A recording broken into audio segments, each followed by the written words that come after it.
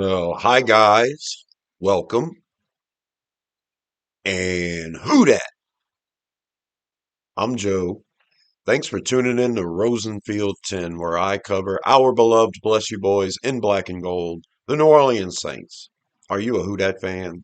If you're a Who Dat fan, subscribe to this channel. I love the Saints as much as you do, and that's all I talk about on this channel. We'll be talking about them all through the off season, all through the regular season, and beyond if we get there. I've been doing lots of videos about the draft. I did extensive videos breaking down multiple prospects in each of the first three rounds, and you can find separate videos on the first round, the second round, and the third round, where we go through hundreds of prospects. But in this video, it's going to be a condensed version, my top 10 prospects in each round, round one, round two, round three. We're going to be talking about it as if the Saints are on the clock. And if any of these players are available, I think the Saints are doing pretty good.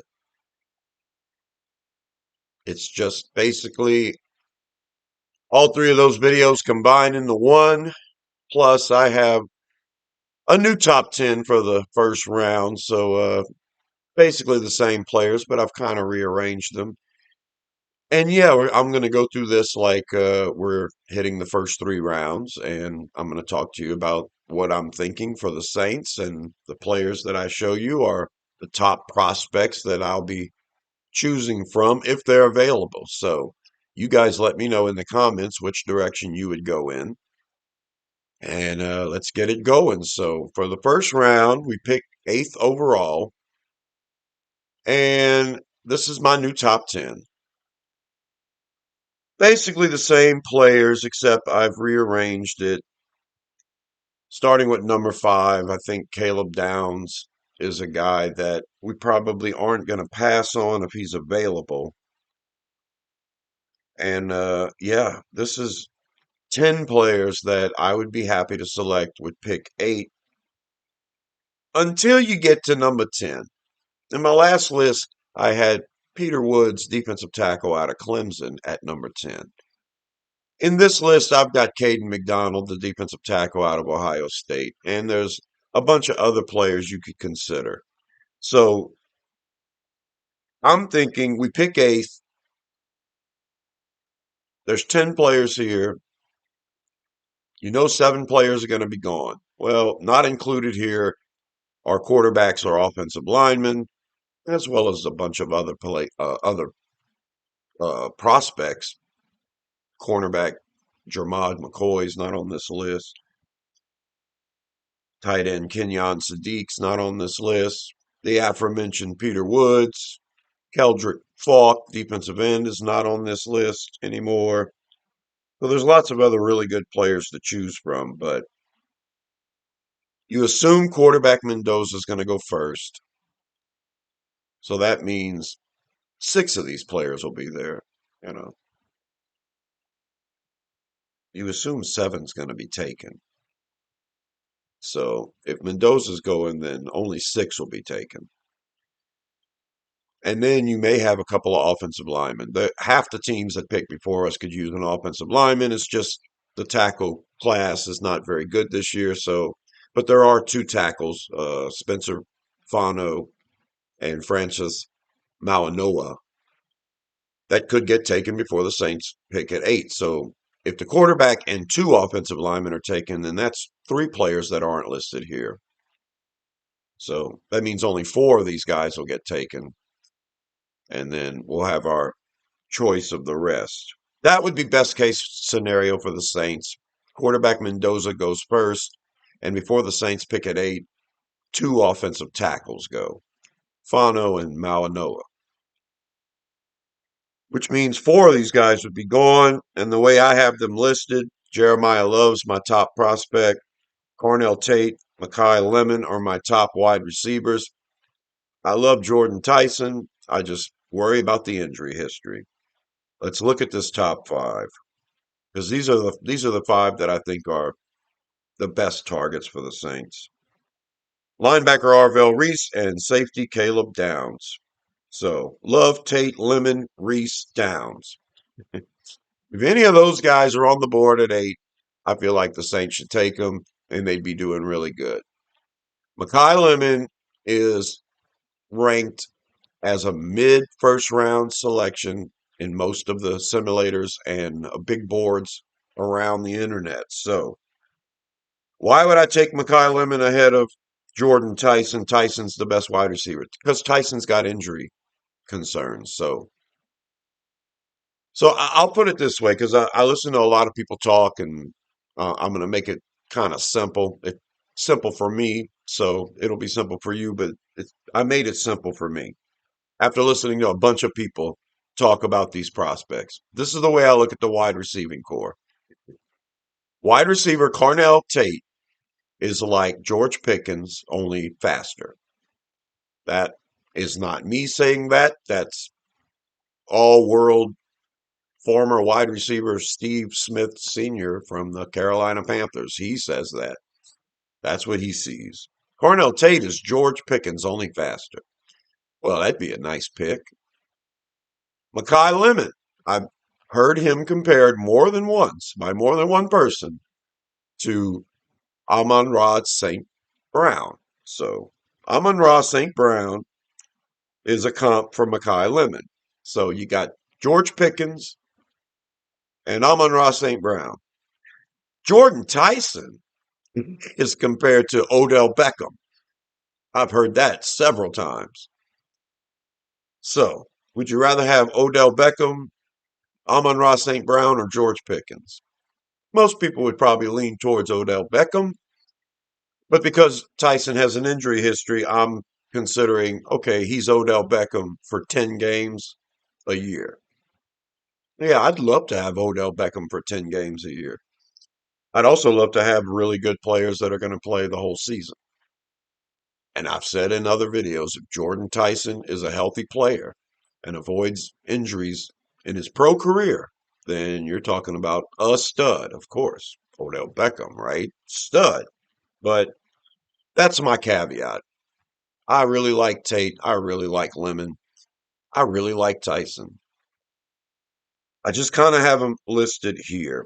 If Tyson were available and he's eighth on this list, so the quarterback's going to get taken. We know that.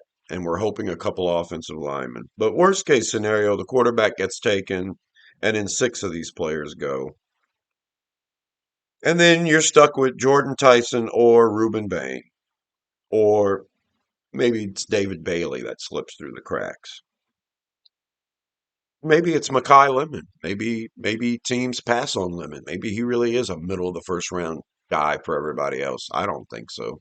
I, I've done hundreds of simulations. I've seen lots of them where Lemon goes before the Saints ever pick. As a matter of fact, lately I've been seeing Jordan Tyson either get picked in the top 5 or fall all the way to 15. So it's kind of wide open with Tyson right now. Lemon, sometimes he makes it past 15 too. Tate's usually gone in the top 10. Jeremiah Love is almost always gone in the top 10. Arvell Reese is always gone in the top 5. Caleb Downs, sometimes he's there at 8. Most times he's gone. David Bailey, Ruben Bain, both those edge rushers are usually gone by the time we pick at 8. So it's an interesting exercise, and this is going to be, a condensed version of all 3 of those videos. First round comes up for the Saints. You're hoping the quarterback goes, the 2 offensive tackle goes, and then only 4 of these guys go. That's my top 5. If 4 of them go, that means one of them will still be there. And like I said, Bailey and Bain and Tyson are ripe for getting picked in the top 8 before we pick. So any number of those top 8, any number of them could be available. But I would be happy drafting all of them. Jeremiah Love's my top guy. The running back position, getting a stud at running back, getting a playmaker, a guy that's going to have the ball in his hands, a guy that's going to help our quarterback out. We keep thinking of Shuck as a guy that's going to help everyone else out. Hi, Mia.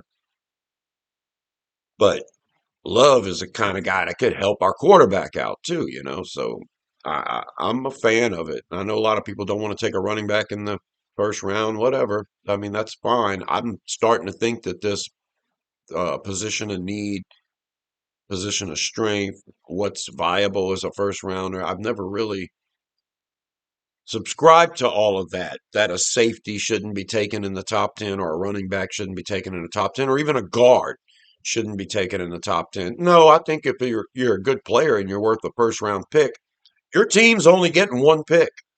So, does it really matter if the guy you're picking at 8 is a 15th overall rated player in everybody's eyes? If you don't get another pick till 40, you're not going to get that player at 40.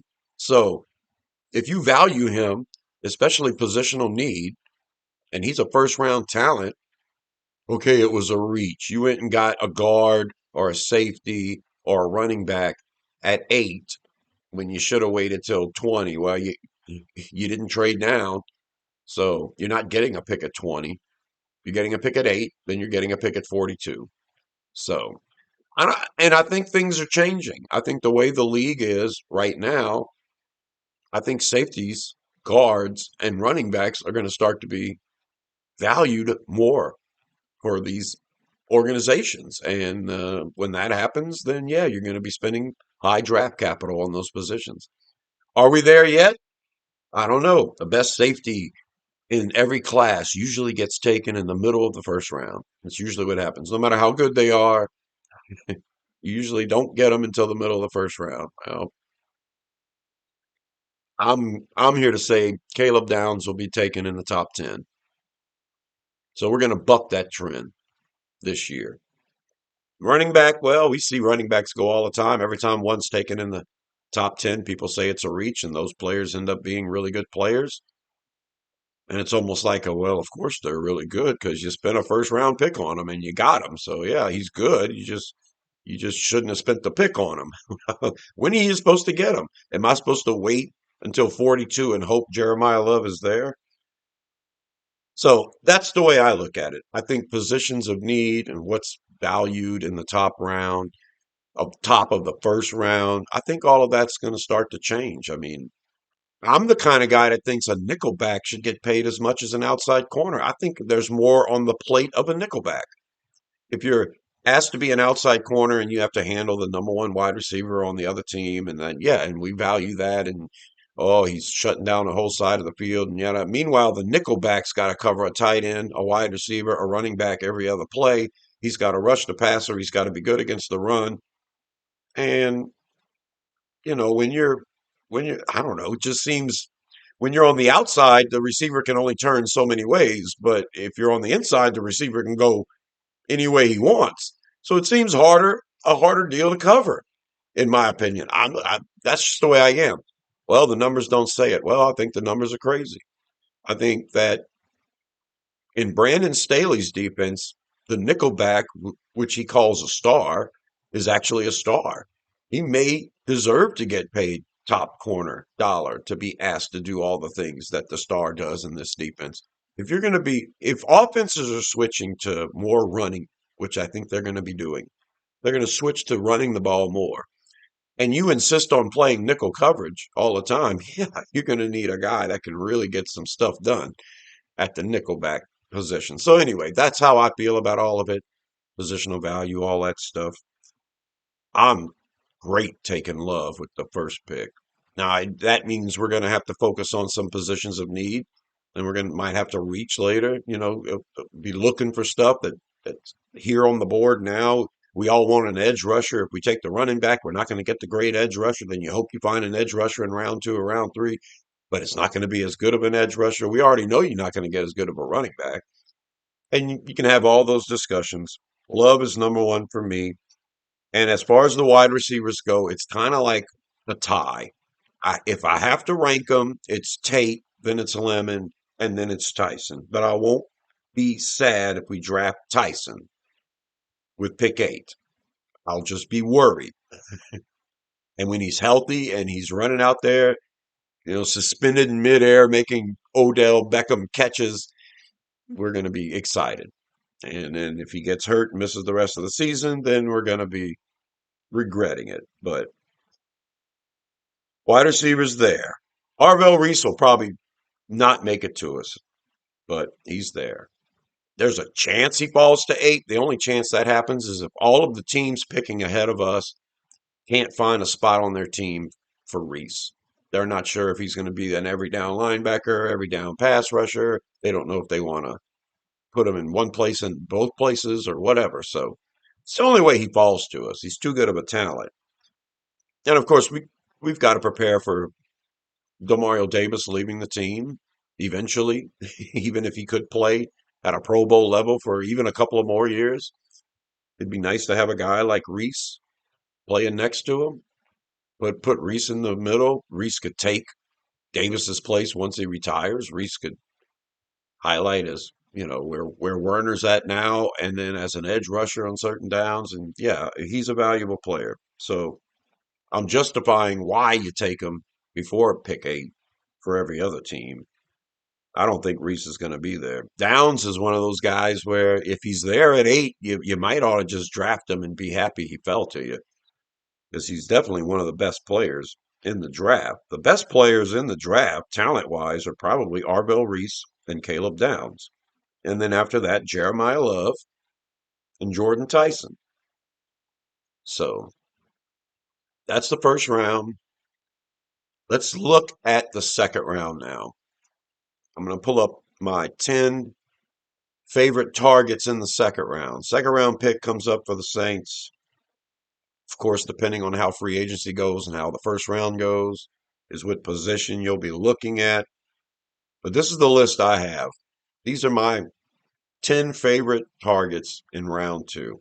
Emmanuel Pregnon out of Oregon, the guard. He's been getting drafted in the first round in these mocks. If he falls all the way to 42, and we haven't adequately addressed guard in free agency, then Pregnon is the choice.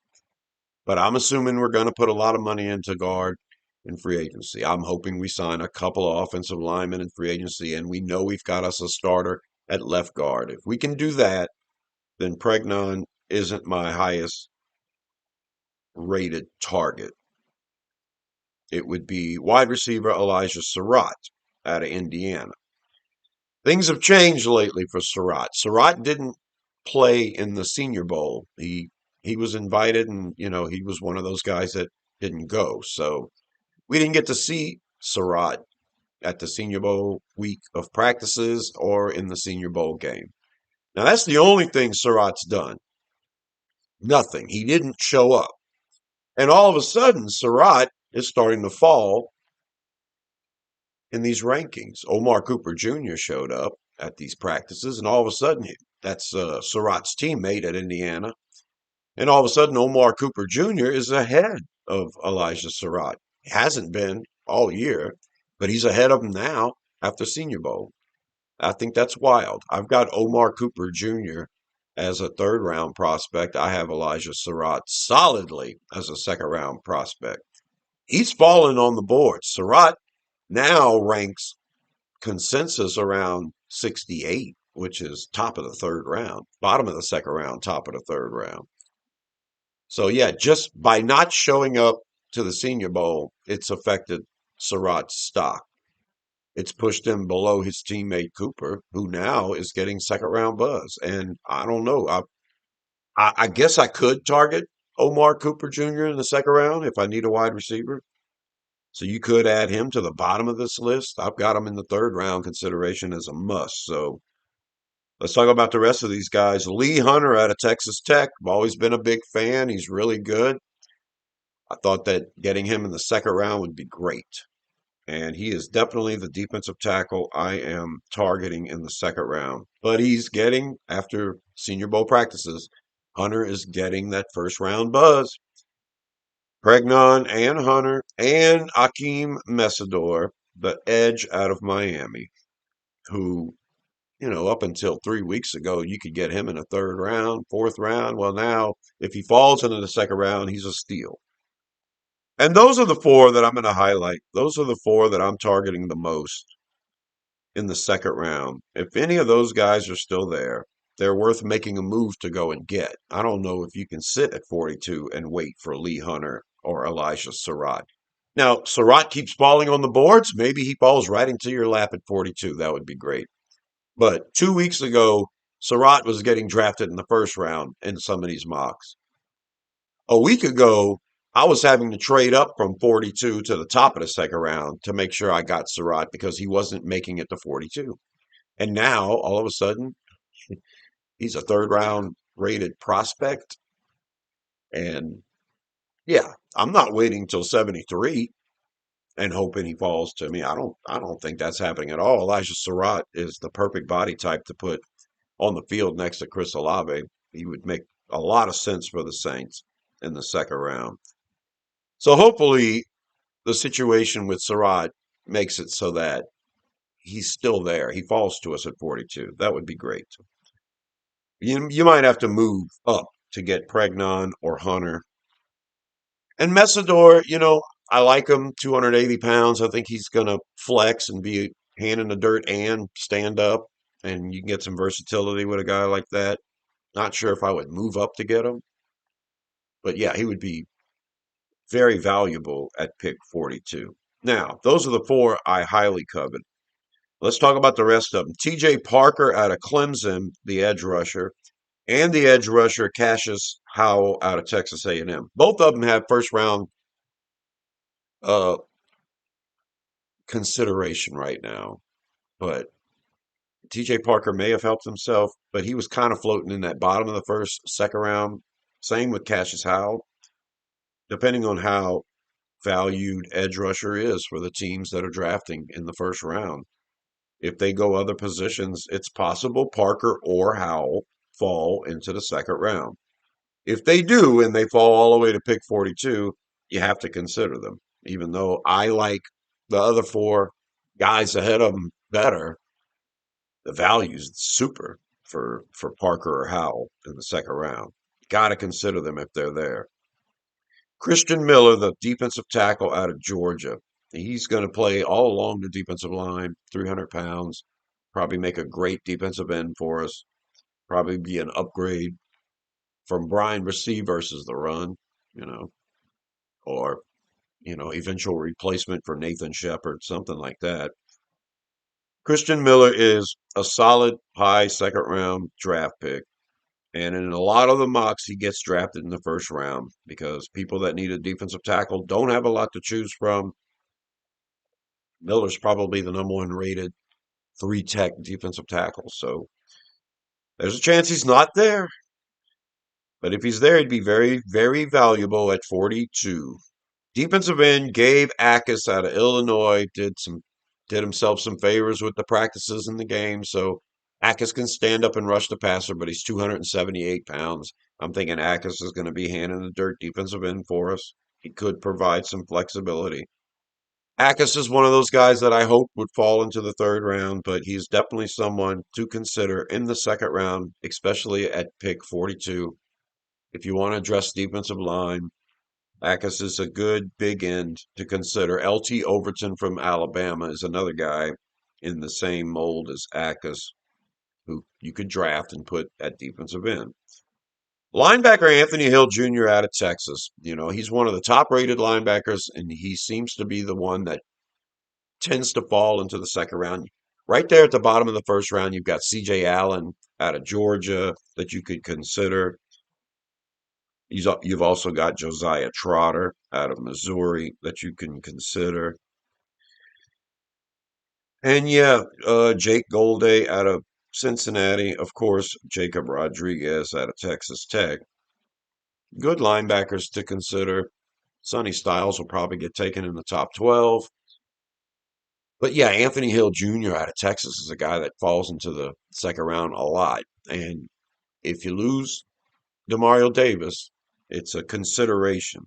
Hill would be among these guys considered one of the best players available at 42 for sure. And we've got a couple of Texas coaches, former Texas coaches on our staff that we hired last year. And I'm sure that these guys are familiar with Hill. And yeah, Hill's a playmaker. So he might be sitting there at 42. We get him. It might seem weird, but it's valuable. And the last guy I'll mention in the second round, Keontae Scott out of Miami. That's if we don't re-sign Taylor. We need a nickelback.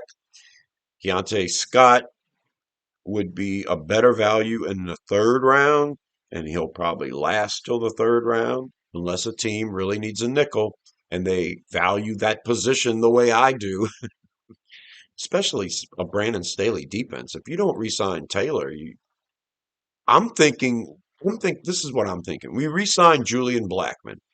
So we've got our two safeties now in Justin Reed and Julian Blackman. You take Jonas Sanker and you put him at the star. Now you got your three safeties and everybody's out there all the time.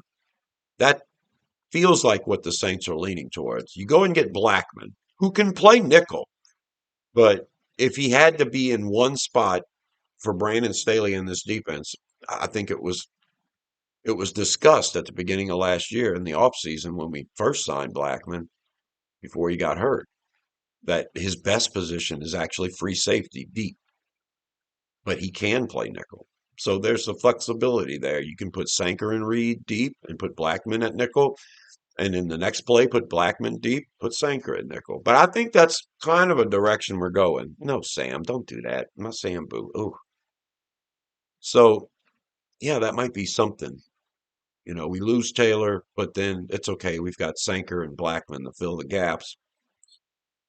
Or you can go ahead and grab the best nickel back in the draft, Keontae Scott, and you cover your bases there. I mentioned him number 10 here because I think it would be something valuable for the Saints in the second round. Maybe not for every team, but for the Saints. Sam, I'm going to scratch you. I got you. I got you. Oh, he's so sweet. My big boy. So that's the second round. I'm really hoping Elijah Surratt falls to us. I mean, we first round you get Jeremiah Love. That would be great. Second round you get Elijah Surratt, wide receiver. Or Lee Hunter at defensive tackle. Man, that would be a stud to get. Oh, if he could fall to 42, wouldn't that be nice? And I'm hoping, like I said, with guard, you address it in free agency. All right, let's pull up the third round and my top 10 prospects that I'm focusing on to get in the third round. Malachi Fields, wide receiver out of Notre Dame. Omar Cooper Jr., wide receiver out of Indiana. Those guys are getting second round buzz right now. There's no way they'll be there in the third round, but that's the two I'm highlighting. If either one of those guys are there, I'm taking them in the third round. We have pick 73 in the third round. So, man, if Malachi Fields falls to that, even if we draft a wide receiver in the first or second round, I would still consider Malachi Fields or Omar Cooper Jr. with this third round pick. Yeah, I would double up on wide receiver. If you draft a great wide receiver in round one or even round two, if you get Elijah Surratt in round two and then you get to round three and Malachi Fields is still sitting there or Omar Cooper Jr., yeah, yeah. There's other positions we need to focus on.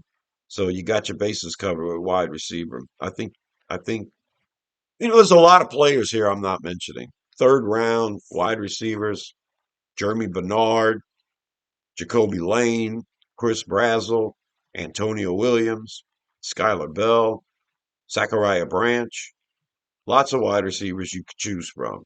And so I say Fields and Cooper won't be there, but in the third round, yeah, there's a chance you can still get Branch or Bernard or Brazzell or Jacoby Lane or Antonio Williams. So, and there's lots of players deeper in the draft. All the buzz right now is about John Carroll University's wide receiver, Kyron Montgomery, who looks so good in the Senior Bowl. Yeah, he's on everybody's list now. He's still a day three consideration on most of these lists. But yeah, there's lots of depth at wide receiver. Bryce Lance out of North Dakota State is a big guy you could take a chance on. And I really like Josh Cameron out of Baylor. Wide receiver depth goes on and on and on and on. I'm just saying, Fields and Cooper, yeah, I'd be grabbing them in the third round. So what else can you get in the third round? Well, that's where the running backs and the tight ends probably going to start coming off the board if people don't reach in the second round. So I'm looking for Jadarian Price out of Notre Dame or Jonah Coleman out of Washington to be the top two running backs sitting there. You can still go with Emmett Johnson out of Nebraska. You could still go with everybody's favorite right now, Kalon Black out of Indiana. He's a day three consideration on most of these lists. Lots of running backs to choose from. Damon Claiborne is a fourth round guy, and both the kids from Penn State. Now, Nicholas Singleton broke his foot during the Senior Bowl practices. That sucks because now he's not going to be able to participate in the combine, probably, or not even pro days. But yes, Singleton's a third to fourth round consideration along with Katron Allen. So yeah, lots of other running backs to choose from besides Price and Coleman. I just mentioned Price and Coleman here. They're the top rated backs after Jeremiah Love on most of these lists. And if they're sitting there in round three, they're a good thing to focus on. And the tight end is another one. Sam, please. The tight end is one of those. Come here. Come up here. The tight end's something that if you reach in the second round, you can get pick of the litter, cream of the crop after Kenyon Sadiq. But the third round is where they're all going to start coming off. And my two favorite is Max Clare out of Ohio State, Justin Joly out of North Carolina State. And there's lots of other tight ends to choose from. You don't have to just focus on those guys. Eli Stowers out of Vanderbilt, Jack Indries out of Texas, Michael Trigg out of Baylor, Joe Royer out of Cincinnati. Those are all really good tight ends. And I'm still a fool for Dallin Bentley out of Utah, Eli Raridan out of Notre Dame. I like Sam Roush out of Stanford too. Tanner Koziol out of Houston's going to be a good receiver. Marlon Klein out of Michigan's going to be a good run blocker. Lots of interesting pieces at tight end. Oscar Delp out of Georgia. But the top two I have listed here, Claire and Jolie. I think that's the two I would focus on in the third round. Other guys on this list, Jacob Rodriguez, I always mention him, but the third round is where I put him here because that's where, okay, it's people say he's going to go in the fourth round. I'm going to check the timestamp. I'm making the declaration. Jacob Rodriguez does not fall out of the second round. That's my prediction. So if he is there in the third round, he's a no-brainer. Edge rusher Derek Moore out of Michigan. Everybody knows how good he is. Seems like they forgot all about it. Shows up at the Senior Bowl. Everybody remembers again. So now, instead of being a fourth round pick, people are talking about him going in the third round, maybe the second round. And he would be a good stand up edge rusher to get for the Saints and be super valuable if he's there with pick 73 in the third round for the Saints. Offensive line, Keelan Rutledge, the guard out of Georgia Tech, is an offensive lineman I would focus on in the third round. He would be a great pick for the Saints. Even if we have our bases covered at guard and free agency, Keelan Rutledge is one of those players where you love the makeup, you love the toughness, and the potential to develop into something. You get Keelan Rutledge in the third round, maybe you play him at right guard to push Cesar Ruiz and then you get out of this contract with Ruiz one way or the other, and Rutledge can eventually get a shot as a starter. I think Rutledge played left guard in college, but yeah, I'm wanting to get a left guard in free agency. I'm wanting to get a right guard too, and I'm wanting to get a piece in the middle rounds as depth. And the last guy on this list is Jalen Kilgore, much like Deontay Scott, the cornerback out of Miami. Jalen Kilgore can play the star nickel role for you. And I highlight Kilgore here, even though there are a lot of safeties in the third round to choose from. A lot of really good ones. Zakee Wheatley out of Penn State, Xavier Scott out of Illinois, Genesis Smith out of Arizona, Bud Clark out of TCU is getting some buzz. But I lean towards Kilgore because he can give you a lot of good stuff at safety. And then last year, South Carolina played Kilgore at the nickel a lot because they needed him to do it, and he did a good job. So, very versatile piece at safety in Kilgore. That's my 10 favorite there. Yeah, if Fields and Cooper's still there in the third round, I'm going for them. But if not, lots of other players who, if they make it to pick 73, would be worth it. Well, there you go. That's the condensed version. The best prospects for the Saints to consider in round one, round two, and round three. I was trying to do some sort of blueprint where I ranked the positions in each round and then try to look at this blueprint and base a strategy off of that. You get really good wide receivers, really good defensive ends, edge rushers in the first round. You can get some really good offensive linemen in the first round. And there's a couple of defensive linemen you can focus on in the first round. Those are like the main positions in the first round you can get if you don't get Jeremiah Love. If you want to focus on just positions, wide receiver in the first round, edge rusher in the first round, some defensive linemen, and some offensive linemen. In the second round, you can focus on offensive line a little bit more. I think the cornerback position would be really good to look at in the second round. The safeties are really good in the second round. That's the best of the rest after downs when you're talking about safety. And you get to pick a litter with running back and tight end, but I think third round is where you focus on that. The third round, running back, tight end. Third round is where I think wide receiver opens up a little more. There's only a handful I would take in the second round at wide receiver. So if you don't get one in the first round, Elijah Sarad ain't there in the second round. Third round's a good place to get a receiver. And I think that's where a lot of the defensive line talent's going to start really coming off the board. And in the fourth round, yeah, I love the safety class in the fourth round. I like some pieces at cornerback in the fourth round, and that's where the linebackers are really going to, start coming off the board. I think that's you can get really good linebacker play there. You can get a really good center in the fourth round as well. So there you go. That's positions of strength at each round. I'm not going to do a whole video on that, but I've shown you the lists. Here we go. I'll pull it up one more time. Top 10 prospects in the first round, top 10 prospects in the second round, top 10 prospects in the third round. I have them lined up here side by side. You can pause the video and figure out how you would do it. If I take one player here, what position will still be there, and have fun with it. I love doing these lists. I love doing these videos with you. I love letting you know what I'm thinking. You let me know what you're thinking in the comments. And yeah, subscribe to Rosenfield 10 so you can have draft videos that are focused on the Saints and the Saints' needs. I'm Joe, and until the next one, I'll talk to you later. Who dat?